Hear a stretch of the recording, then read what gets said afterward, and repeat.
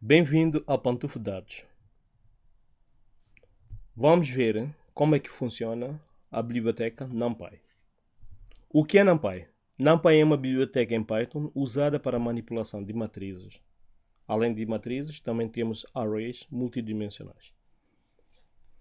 Ela fornece uma diversidade de funções e operações para trabalhar com estruturas de dados de forma muito eficiente. Além disso, é NumPy que é responsável pela é NumPy também responsável pela esse potencial que Python tem, ou essa aderência de Python para a realização de muitos estudos do ponto de vista científico, devido principalmente devido a esse potencial que ela tem para manipulação de matrizes e arrays multidimensionais. Além dessa possibilidade, também permite-nos, ela em si traz dentro dela muitas funções matemáticas e com alguma complexidade. E brevemente vamos ver. Para nós importarmos NumPy, podemos utilizar este código, que é importar NumPy e simplificando o nome para NP. Por que simplificar? Porque, por um lado, infelizmente, nós precisamos utilizar este nome várias vezes durante o nosso processo de código. Então, em vez de estar sempre a escrever NumPy, NumPy, NumPy, então a gente escreve NP. E de um modo geral, qualquer utilizador de Python ou qualquer analista utilizando Python já reconhece esse NP como, como uma referência a NumPy. E além disso, para você que porventura, por um motivo qualquer, não tem NumPy instalado no seu computador, pode fazê-lo através deste código. Se utilizar Jupyter no notebook, pode fazer da forma como está. Caso contrário, se tiver que instalar isso diretamente no command line, então precisa de somente desta forma. Mas se quiser fazer diretamente no Jupyter Notebook, que é este software que está aqui, como pode ver, Jupyter, então precisa pôr uma exclamação antes. Bem, eu não vou executar esse código porque já tenho NumPy. Então, voltemos a nosso importar, import NumPy e muda o nome para NP. Neste caso, nós temos uma lista. A diferença de uma array para uma lista é que uma lista é muito parecido. Uma array é muito parecido com uma lista, mas a diferença de uma para outra é que uma array permite-nos fazer operações matemáticas diretamente nela. Ou seja, nós aqui, por exemplo, esta array, eu se multiplicar um número por uma array, permite-me fazer cálculo diretamente sobre dentro dos números que estão dentro dessa array. Ou seja, se eu multiplicar por 2, esse número 1 vai dobrar, então passo a ter um resultado 2, 4, 6, 8 e 10.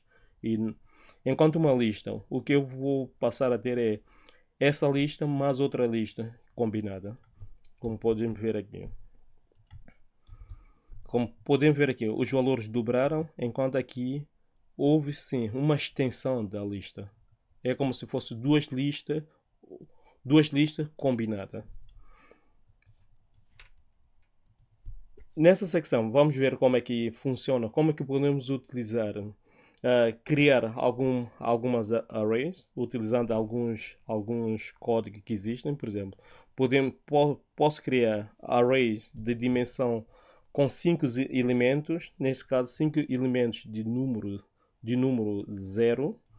Posso criar com 5 elementos, 5 ou 6. Eu posso também alterar para 6 ou 100, dependendo da intenção. Neste caso, o número que estará lá dentro será número 1, mas com 6 unidades, 6 vezes de número 1. Também posso criar uma array com números aleatórios a variar entre 0 e 1, então, mas neste caso com 5 vezes. E imprimimos, podemos ver. Então, neste caso, se eu multiplicar qualquer número por 0, é claro, eu vou ter 0, mas se eu multiplicar neste caso um número qualquer por este, eu vou ter Em vez de ser 1, é claro, se for 10, passará a ter 6 vezes de 10. E aqui tenho a possibilidade de criar como se fosse uma lista de números aleatórios. Esta funcionalidade é interessante porque permite-nos fazer alguns estudos ou algumas análises que, porventura, queremos fazer uma coisa de forma aleatória sem criar um cenário. Então podemos criar esses números aleatórios para fazer um estudo ou uma análise de uma situação qualquer. Além disso, como havia mencionado, com NumPy nós temos a possibilidade de realizar algumas operações matemáticas. Por exemplo, vamos ver algumas operações matemáticas base do tipo soma, subtração, multiplicação e divisão. Então, temos aqui duas arrays, array 1 e array 2. Por exemplo, se tiver que somar uma mais outra, o que vai acontecer é este número vai somar com este, a primeira posição com a segunda, a terceira com a segunda com a segunda, a terceira com a terceira. Ou seja, aqui estará 4, 7 e 9. Enquanto subtração, eu vou subtrair número 1 menos 4, que fica menos 3. Número 2 menos 5, que é também menos 3, ou seja, menos 3, 3 vezes. E multiplicação, mesma coisa. 1 vezes 4, 2 vezes 5, 3 vezes 6. Divisão, exatamente igual. Esta posição por essa por essa e essa por essa. Então, executando o código, aí que nós temos nosso resultado. Esses resultados estão a vir aqui. Eu guardei esse resultado aqui, depois pedi que imprimisse nessa secção. Ao mesmo tempo, também com NumPy, eu tenho a possibilidade de utilizar algumas funções matemáticas do tipo funções trigonométricas, por exemplo, seno, cosseno, tangente. Tenho a possibilidade de utilizar polinomiais, por exemplo, tem função quadrática, posso utilizar polinômio do terceiro grau, quarto, quinto, sexto e assim por diante. Tem a possibilidade de utilizar raiz quadrada, tem a possibilidade de utilizar logaritmo, exponencial e assim por diante. Do modo geral, essa é uma das grandes vantagens de Python, é a possibilidade de nós podermos basicamente aproveitar de matemática avançada para fazer nossas análises e implementarmos ela aqui. Por exemplo, um dos exemplos, por exemplo, do ponto de vista da análise estrutural, ou do ponto de vista da análise de um edifício, ou de uma estrutura, de uma ponte, isso, com Python, se tivermos paciência em programar, já que todas as funções, todos os processos de análise de estrutura já são conhecidos, as funções que definem a estrutura ou as propriedades de materiais e assim por diante já são conhecidas. Nós podemos aproveitar Python, aproveitando também o NumPy, podemos eventualmente criar um programa para análise estrutural avançado, digamos assim. Mas não há necessidade porque a análise estrutural já existem. O que não faltam são programas. Podemos sim melhorar, mas eu acho que não há necessidade de voltar ao início.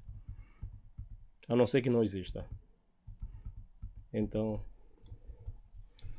como podemos ver, aqui temos resultado. Sim, o quadrado de 1 é 1. É 1 vezes 1 dá 1. 2 vezes 2 dá 4. 3 vezes 3, 9. 4 vezes 4, 16 e assim por diante. Raiz quadrada temos aqui deles. Temos o resultado do seno, o resultado do cosseno e assim por diante. Bem, para não estender esse vídeo, vamos ficar por aqui. Então continuaremos com essa secção.